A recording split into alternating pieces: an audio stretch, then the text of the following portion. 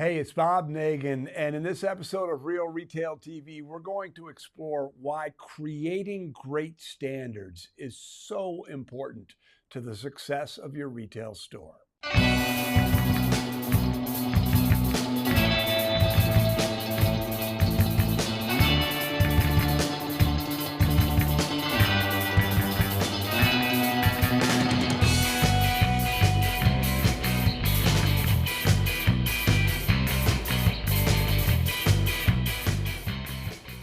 So let's talk about standards. And the first thing, of course, we need to do is we need to define what a standard is.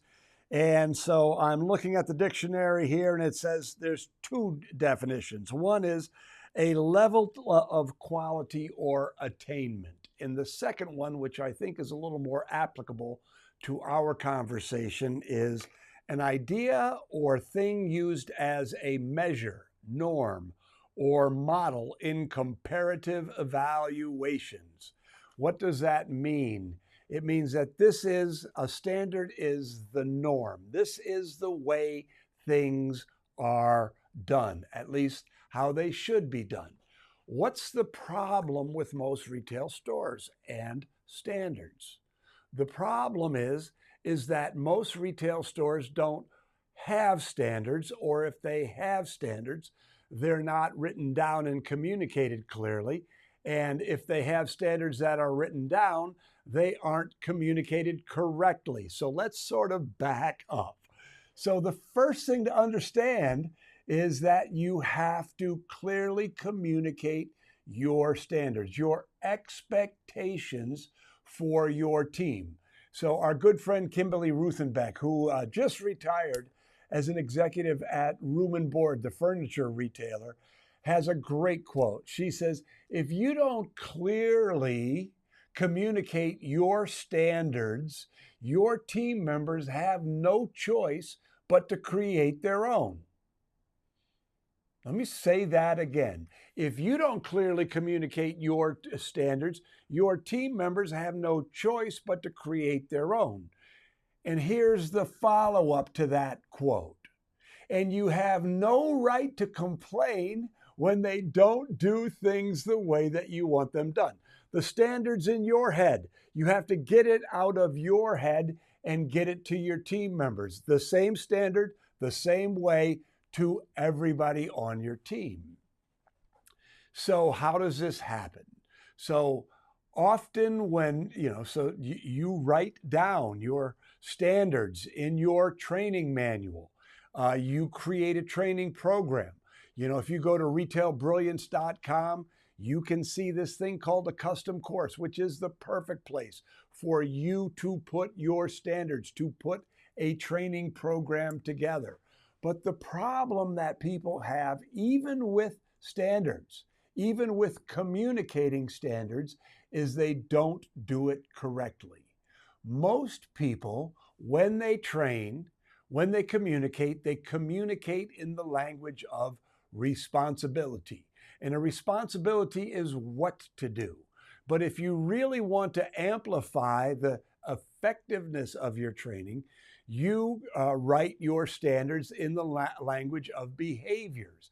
And behaviors are how to do it. So let me give you an example. Wash the windows.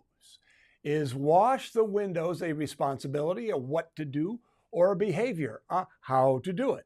And of course, the answer is it is a responsibility. Wash the windows.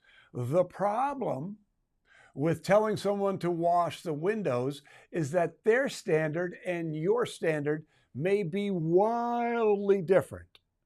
So when my mother-in-law would wash a window, she wanted it to be so clean that a bird would fly into it, right? It was just as clean as air.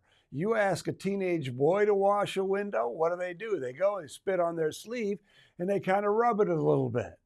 So there's same responsibility, different results. But what are you trying to do when you train? You're trying to get consistent results.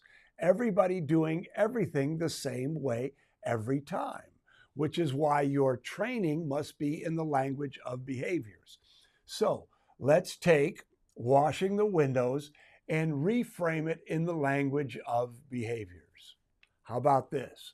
Wash the windows inside and out to the corners and the edges until there are no smudges or streaks, and put the stuff away. Now, is that a little more clear? And the answer is, of course it is. But that's what we're trying to do. We're trying to communicate our standards, your standards as the business owner, in such a way that everybody is getting it, everybody understands what it is, everybody's accountable to it, and that's the way it starts to happen. This is how you build a culture. Now, here's a great story that I just love. So in our Whiz Bang Retailers Facebook group, which if you're not a member, I would encourage you to join, Troy Fagan had this post about 2 weeks ago. He said, Bob is right. And he said, I saw Bob years ago speak at a trade show, and he gave the wash the window example. He said, at the time, I thought this was ludicrous. His words, this was ludicrous. But Bob was right, because what he had to do then is he was trying to teach, or he wanted someone to vacuum the floor. What he found was when he said, before you leave tonight, vacuum the floor, that vacuum the floor was a responsibility. And what he needed to do was train vacuuming the floor in the language of behaviors. So it may seem trivial that you would train in the language of behaviors, but think about all the things in your business that if it was done correctly every single time, your business would be significantly better. How do you close? Your open and closing checklist needs to be trained. It needs to be trained in the language of behaviors. How you give back change needs to be communicated and trained in the language of behaviors. Your non-negotiable standards around selling need to be trained in the language of behaviors.